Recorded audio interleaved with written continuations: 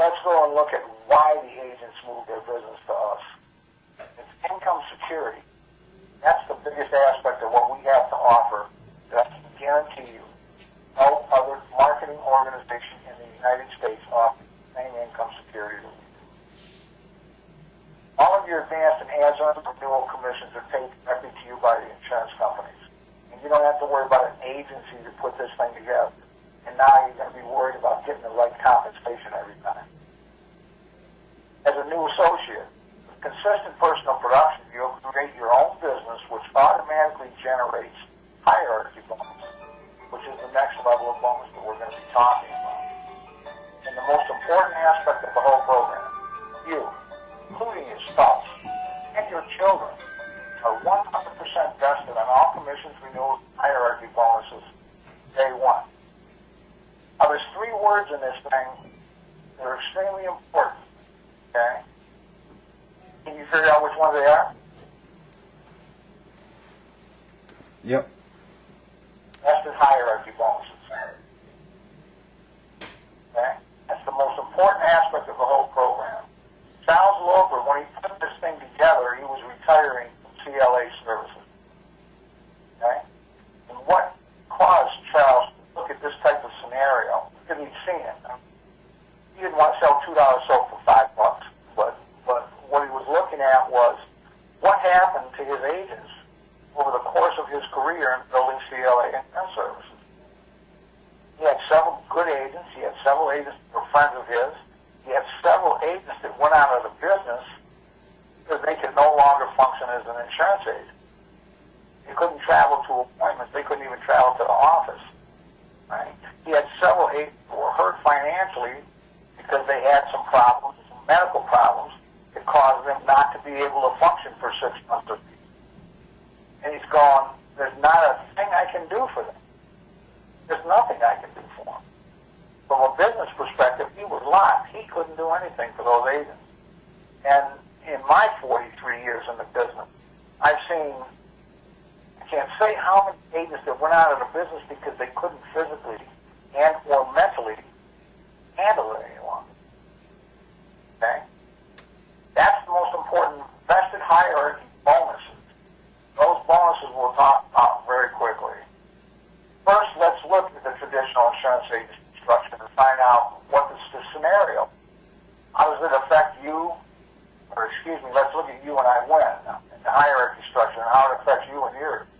As an associate, insurance, including hierarchy growth, you'll create ownership of a multi-million-dollar insurance organization that contractually passes to your heirs.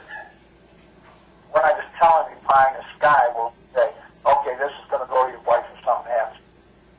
When something happens to her, it's going to go to your kids. It's contractually passed to them.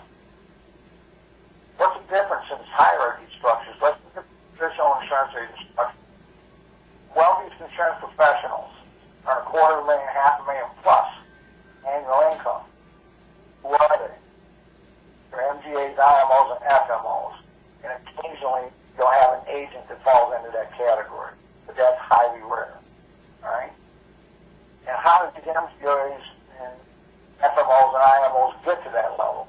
They get to that level because they have another level of support under him, the 20%. They earn $70,000 to $150,000 a year. And a lot of agents fall in this category. But the primary people that fall into it are general agents. Okay? The general agents are building the business for the MGAs. And then you have the 80%ers. That's the agent earning 70 on average, 40 to 70,000 a year in income. Key word I said, that's on average. There's a lot of agents out there earning well below 40,000 a year. The question I have for this whole system, this good system is what we functioned under. This is how we came into the business. We were recruited this way. And we were recruited to have security because we could build wealth that we couldn't build if we worked for General Motors. That's somewhat of a fallacy, but I mean, our wealth was taught to us from the perspective of renewals. What do renewals do for us? Not a stabilized income. It's a declining income. We get to a point in our career, if we've been in the business long enough, where we need to sell enough insurance to replace the renewals that we're losing every year to keep the renewals on a level platform. Now, what happens when you retire and go out of the business? I mean, those renewals, that's a declining retirement income. Who in the world ever wanted to have a declining retirement income? It's unbelievable. What's the pressure that's on these types of organizations? Consistency and volume of premium production is the only security the agency or the agent has.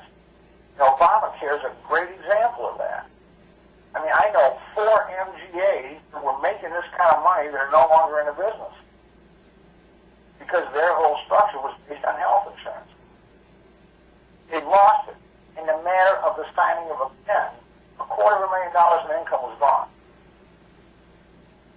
What kind of security is that? I mean, they did a great job for the insurance companies they work for. Now, what are the insurance companies doing for them? And hey, you can't produce, don't get it. It's the same scenario with the general agents and the agents. You could be a general agent working for this MGA for 20 years, and all of a sudden you get cancer. You can't work anymore.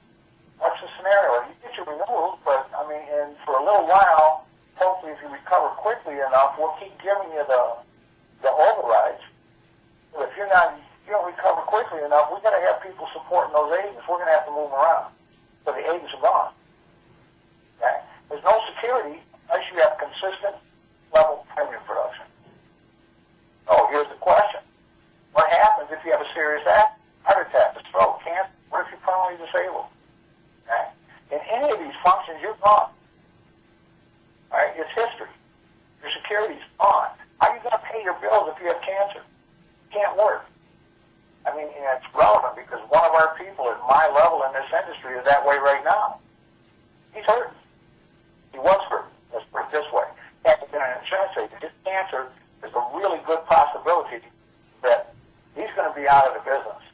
Because if he has to have surgery, he's going to have to be in rehab to learn how to talk all over again for 2 or 3 years. Okay? You don't know what's going to happen. You never do. And you have no security in traditional insurance agent structure. Then you want to retire, or if you pass away. Retirement, we discussed previously. I mean, you retire on renewals, and you have a declining retirement income. I mean, that's just not satisfactory. This is why Charles built this organization, just because of this reason. And what's the UNIN corporate structure like? Those wealthiest persons can be you. It's your decision. Nobody holds you back like the traditional agent. We got enough MGAs. We got enough GAs right now, so let's wait for a little while and see what happens. You can't be an MGA unless you're bringing GAs and agents with you. So, I mean, to get to an MGA level is almost impossible. I mean, nobody holds you back. Do what you want, when you want to do it, and how you want to do it. The next level, that's you again. I mean, you can be a 20%er if you want. It doesn't make any difference. And 80% is you again. You determine where you want to be. Nobody holds you back. Nobody stops you. Everybody helps you to try and get there.